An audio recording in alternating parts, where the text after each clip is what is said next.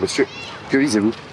Un manga qui est pas encore connu de tout le monde, mais depuis que je le lis, je suis complètement accro. C'est Solo Leveling. Depuis 10 ans, apparaissent en Corée et un peu partout dans le monde des portails qui libèrent des créatures dévastatrices si on ne les arrête pas à temps. Sauf que seuls certains individus sont à même de combattre ces créatures, on les appelle les chasseurs. Et leur rang est fixé dans le marbre depuis la naissance, du plus nul, le E, au plus élevé, le A, voire même les personnalités extraordinaires, les rangs S. Et le plus mauvais d'entre tous, le plus nul, c'est le héros de cette histoire. En tout cas, jusqu'au jour où, après avoir frôlé la mort dans un donjon particulièrement ardu, il se réveille avec une compétence qu'il est le seul à détenir, contrairement aux autres, lui peut monter en niveau. Ça, c'est le synopsis de Solo Leveling. Mais la raison pour laquelle c'est un livre qui me rend si accro, je dirais qu'elle tient en 3 ingrédients. D'abord, tout ce qui est un peu évident, mais qui fait quand même très plaisir. Un ADN de jeu vidéo qu'on retrouve avec des objets qu'on loot, qu'on récupère, des niveaux qu'on gagne, et puis des combats qui sont très stylés et qui nous ramènent à tout ce qu'on adore et qui chatouillent notre âme d'enfant dans Dragon Ball Z, One Piece ou Naruto. Mais aussi 2 éléments un peu plus complexes. D'abord, une intrigue mystérieuse, où on n'a pas toutes les raisons de ce qui se passe dans l'histoire, mais on sent qu'en toile de fond, il y a des sous-jacents plus complexes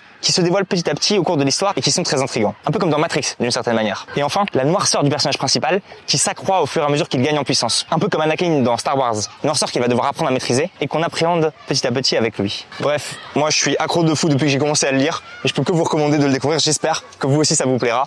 Moi en tout cas, je file acheter le tome 13.